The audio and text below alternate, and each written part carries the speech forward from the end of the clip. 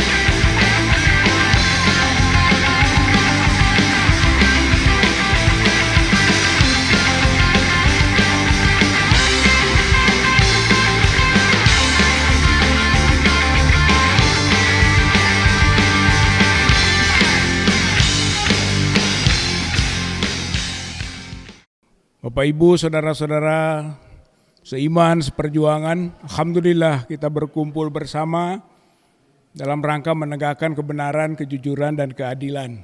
Saya ambil tema pada momen ini adalah awal akhir buruk Jokowi, awal buruk Prabowo. Saya kira momennya pas, su'ul khotimah atau akhir yang buruk dari Jokowi. Jokowi ini sebenarnya dari awal juga sudah buruk. Yang tadinya kita harapkan akan membaik. Tapi justru di akhir masa jabatannya keburukannya itu terkulminasi, memuncak.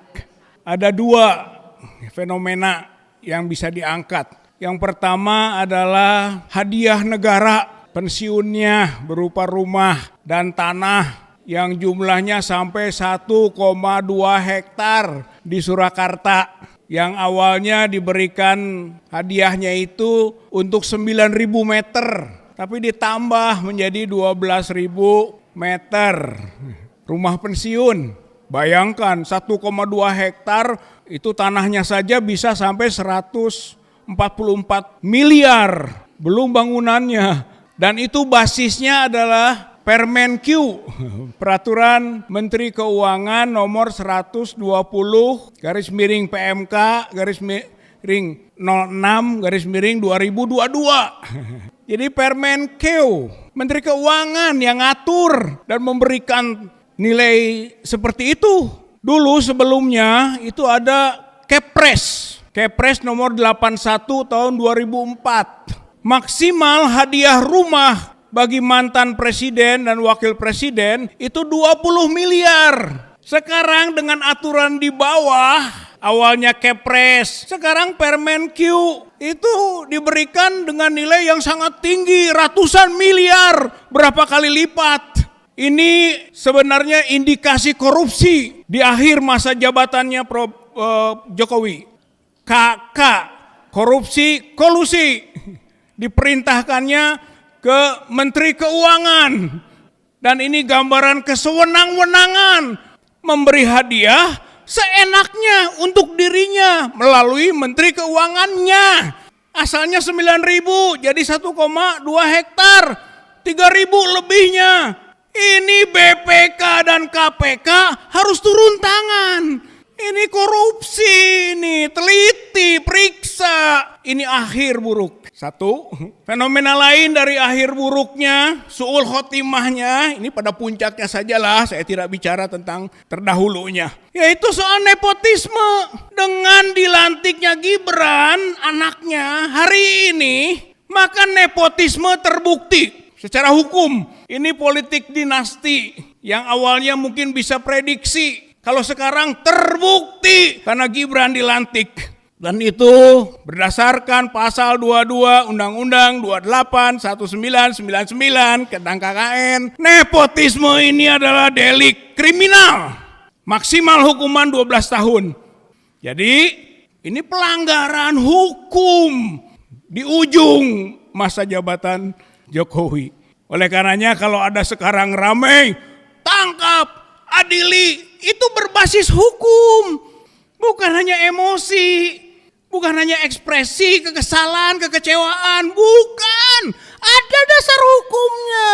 Pada korupsi, Undang-Undang 31, 1999 atau 20/2001 yang diubahnya itu 4 sampai 20 tahun ancamannya. Nepotisme sampai 12 tahun. Di atas 5 tahun bisa ditangkap.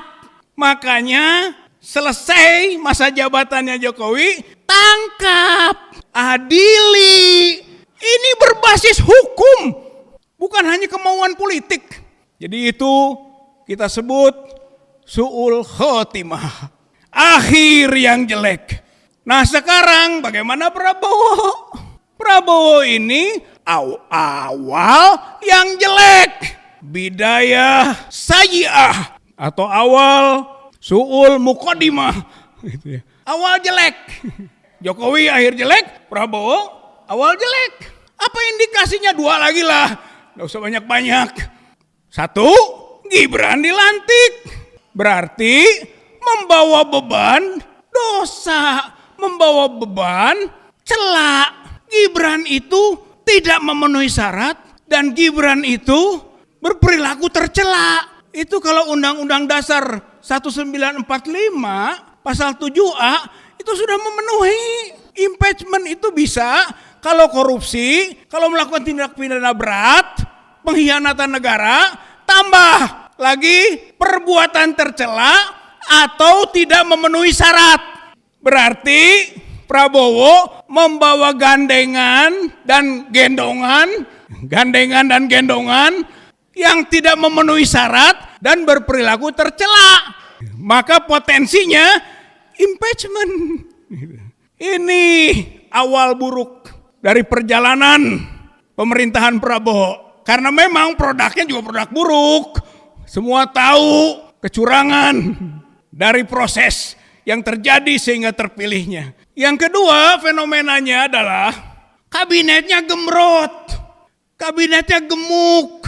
Undang-Undang Kementerian Negara nomor 39 tahun 2008 itu mengatur maksimal menteri itu 34. Itu maksimal itu saja sudah banyak dibandingkan dengan negara-negara lain, negara maju. Amerika 15, Inggris 22, Jerman 16, Jepang 20, Indonesia 34. Sudah banyak itu.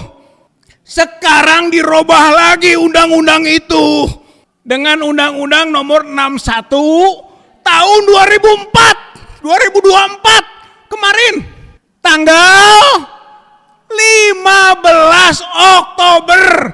Pak, Bu, 15 Oktober itu kapan? 5 hari yang lalu. 5 hari yang lalu Undang-Undang Kementerian Negara diganti dengan aturan baru yang tidak ada batasnya jumlah menteri. Bayangkan itu, tidak ada batasnya. Fleksibilitas yang menentukan katanya. Akhirnya Prabowo membuat 46 menteri atau kementerian. Itu menteri, belum wamen. Gemrot. Itu kementeriannya. Ini awal buruk. Karena apa? Kalau besar kementerian, jalannya susah. Namanya juga gemuk. Susah jalannya. Yang kedua, kalau gemuk atau gemrot ini berbiaya tinggi. APBN kita yang cekak. APBN kita ini yang sudah tergerus. Tinggal sedikit lagi mau digunakan membiayai kementerian yang gemuk tadi. Apa tidak boros? Apa tidak punya potensi juga korupsi? Oleh karenanya ini awal jelek dari pemerintahan Prabowo. Maka impeachment potensial. Dua-duanya diawali impeachment Gibran.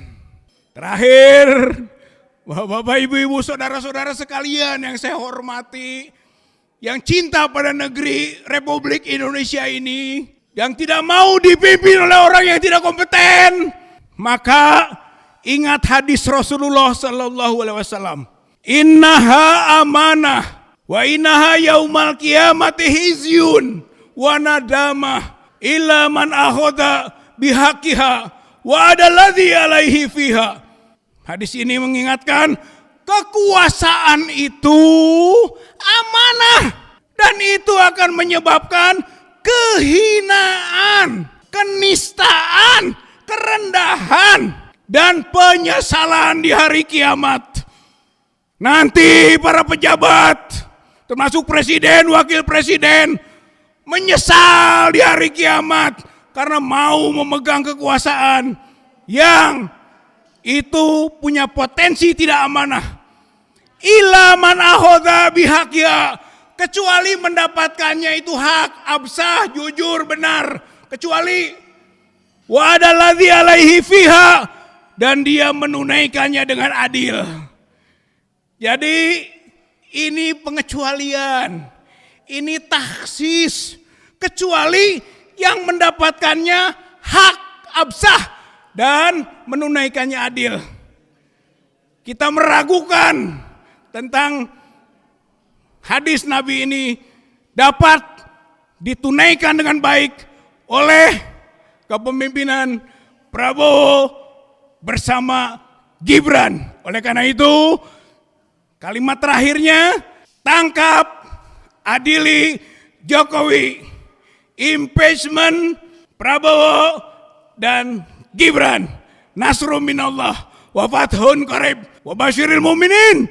Wassalamualaikum warahmatullahi wabarakatuh.